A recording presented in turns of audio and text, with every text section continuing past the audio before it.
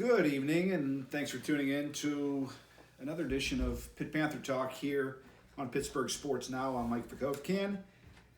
We're going to get into some of the things we've been covering this week, and I'll actually also bring up a few things that we haven't written about yet to give you a little insight into those. But we're going to start talking about the guys that Jeff Capel is talking to in terms of that last spot, or one of the last two spots that he's looking to fill on his 2020 team, and that would be a shooter, preferably a shooting guard, maybe a guy that could play both 1 and 2, but preferably a guy that is a shooter, three-point shooter in particular.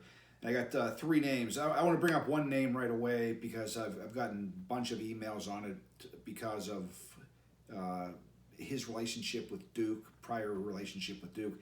Alex O'Connell. He announced this week that he was going to be transferring from Duke.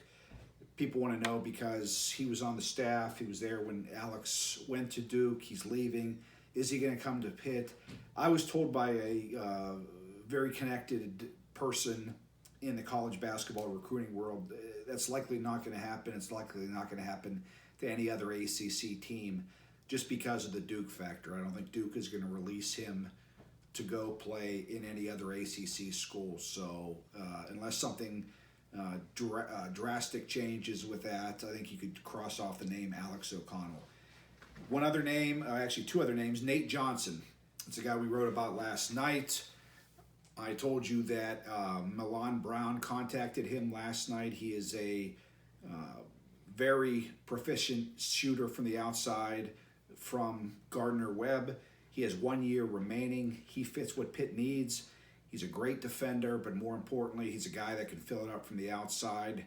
For his career, he is over 40% from three-point range.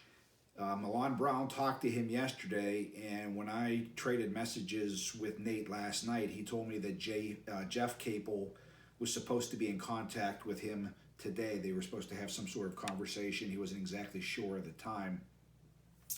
As of an hour ago, there was no communication, but that could happen at any time. So maybe after this we could be talking to him right now, or the fact that maybe Nate just didn't message me back and told me. But one way or the other, he's supposed to. So I would imagine that if Jeff told him that he was going to be contacting him today, that will take place. And as soon as he does, we'll have his story on Pittsburgh Sports. Now, he's a guy that fits what they need.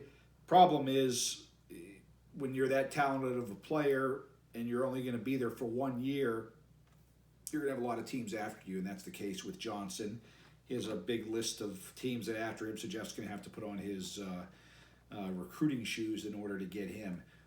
Another guy we wrote about him earlier in the week. His name's Brendan Barry from Dartmouth. Same situation, three-point shooter, 1 year left. This is an interesting story, and Harry Paceros will have this story, I believe. Talked to Harry just a couple minutes ago. He's going to try to crank that out for tonight on PSN. But he's an interesting story because he's actually related to Pitt assistant coach Tim O'Toole, and Harry will explain that. He has 1 year left. Sort of the same. Johnson's probably a little bit better defender. Both great from the outside. The only fly in the ointment could be that Barry is looking for a situation where he's going to be starting. He has 1 year left. I don't know that that's available here at Pitt. I'm not saying it isn't. I don't know. Maybe Jeff will figure something out. Maybe he'll tell him that that's not important. What's important is minutes, and you'll get him here at Pitt. I don't know how all that will work out. But those two should be talking. Harry will have the story. I didn't talk to Brandon. Harry did, and he'll have that story. But that's a name you want to keep an eye on, and we'll have that story for you later tonight. So I think one way or the other, you see what they're doing. When I talked to Nate Johnson, he told me the one thing that Milan Brown mentioned to him was that we need an accomplished scorer and shooter. That's what we're looking to get. So, you could. Pitt's not looking for a big guy. They're not looking for a wing. They're looking for a guy that can fill it up from the outside. Something along the lines of what they wanted Ryan Murphy to do. And preferably has 1 year left. That would be perfect. And that's one of the other things, getting back to Alex O'Connell. He is most likely, unless he gets a waiver from the NCAA, he's going to have to sit this year. So that doesn't help out the 2020 Panthers. So I don't think, I know people try to put it all together with Pitt or Capel and Duke and O'Connell, all that stuff. That name just doesn't, that whole situation just doesn't seem to work out. So if I don't see that happening, those are two guys. But the thing is, it could be on so many other guys. You just don't know how many. The transfer portal is so ridiculous. That's a topic for another day. I think that's one of the worst things in both college football and college basketball. The kids that transfer, it's out of hand. I think the last count there was over 400 players that have transferred since the end of the season. I remember talking to Keith Dambrot during the season about it, that you almost have to keep a scholarship or two open at the end of the season because you just don't know who's going to become available. You think you're done recruiting, and the way college basketball is now, kids just up and leave. You don't want to shortchange yourself by not having a scholarship available. So anytime at the end of the year, if you see Pitt or whoever your team is that haven't used all your scholarships, that might not be a big deal because they could just purposely be waiting for the transfer list to come out, and that be the way they go do it. So speaking of Duquesne, one thing that I didn't write about, but earlier, I'm not even sure when I wrote about it, last week or this week or whatever, but Jabari Walker, he's a 3-star forward from Arizona Compass out in Arizona.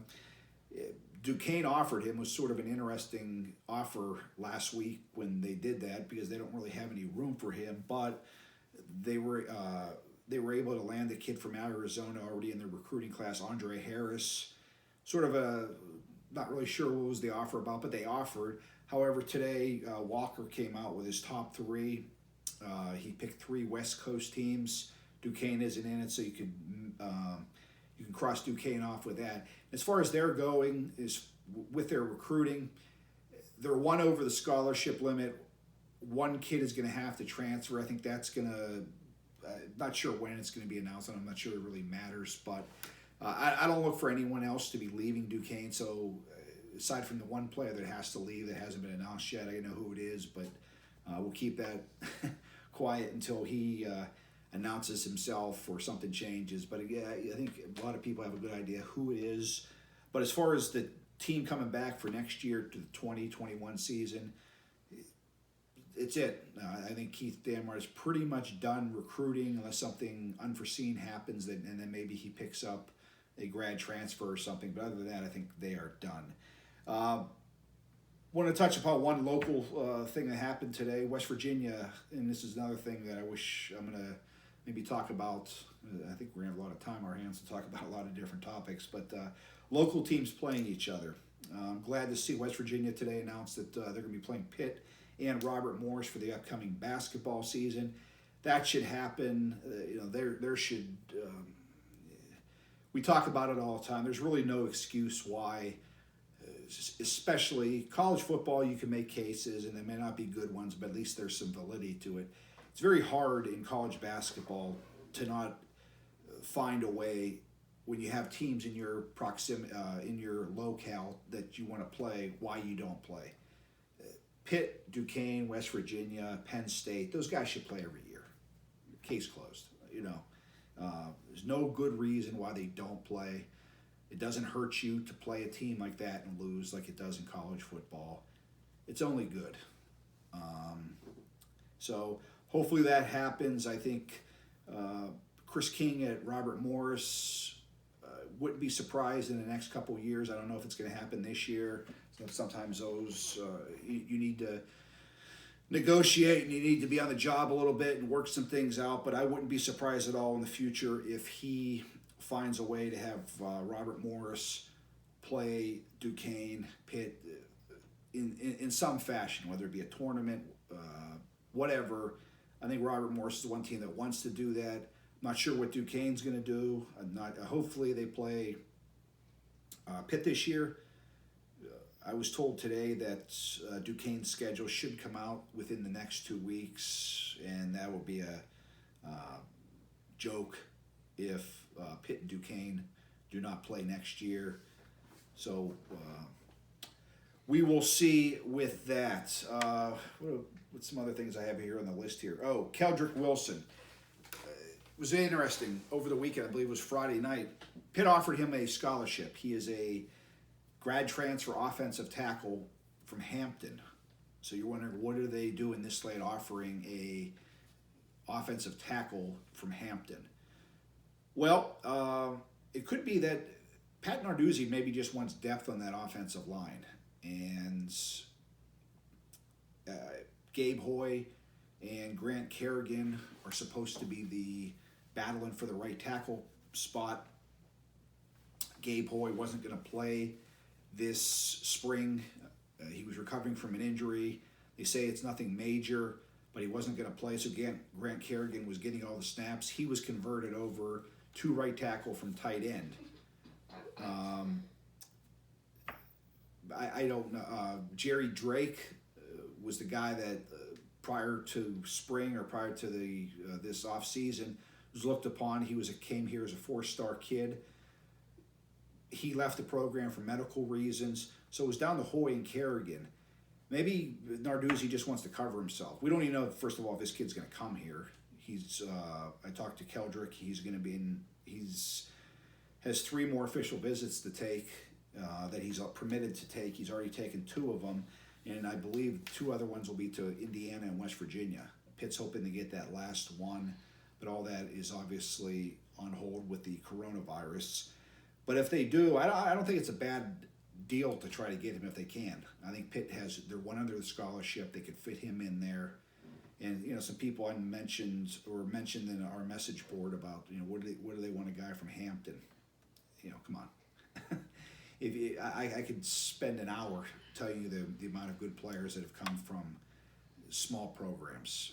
Forget where they came from. There's sometimes underlying reasons why they're there. It doesn't speak to the type of player they are on where they're going to college at. He's a 6'5", 300-pound offensive tackle. If they think that he can come in and be better than Gabe Hoy or Grant Kerrigan, bring him in. I have no problem with that. And also, competition. And also for Carter Warren on the left side. He played last season, all 13 games, his first year as a starter. Was he perfect? No, but I don't think that was to be expected considering much of the 3/5 of the offensive line were playing in their first year. He's expected to be better this year, but Pitt wants to be good this year. And I don't know that Narduzzi, he's going to play his best 5 guys, and if this guy shows in camp that first of all, he has to sign. I'm talking as though he's already there, but if he decides to come to Pitt, hey, best man win the job. I don't really care who played last year, whoever's better this year. And he did tell me, though, his preferred position is left tackle. He said he would play right tackle. He would rather play left. That's an interesting thing. Carter Warren played last year, so we'll see what happens with that. But like I said, I'm not. Let's see where he goes before all this stuff happens. Football, real quick. If you're asking me I get this tweeted to me a lot. Who's going to be Pitt's next commitment for 2021? I don't know if he'll be their next one, but I'll throw a name out there that I would be stunned if he does not commit to Pitt at some point, and that's Kevin Wigington. He's an offensive tackle from Princeton, New Jersey. They offered him beginning of the month. He's been to Pitt a number of times. Big kid. He's told me that you don't know if this is going to happen or not because, once again, of the coronavirus or pandemic. He's supposed to be coming to make a visit here in June, but who knows whether or not they'll be taking visits by then. I think that's highly questionable. But right now he's scheduling it, and I think when it comes time for him to make a college decision, I would be stunned if he does not pick I want to bring up one other name, Donovan McMillan, the safety from Peters Township. The kid is just blowing up. The offer he's getting, just today, he got an offer from Arizona State. I remember Pitt offered him. It was offer number one for him as far as Power 5. He had a couple smaller Division I schools, no Power 5. And since then, I believe now he has scholarship offers from all the Power 5 schools. He has 30-plus offers. At first, I thought it was a lock he was to Pitt. He's going to go to Pitt. Now, with all these offers that have come in, Notre Dame, just everybody, Penn State, Pat Narduzzi is going to have to fight for this kid. And I don't think he's going to shy away from the fight.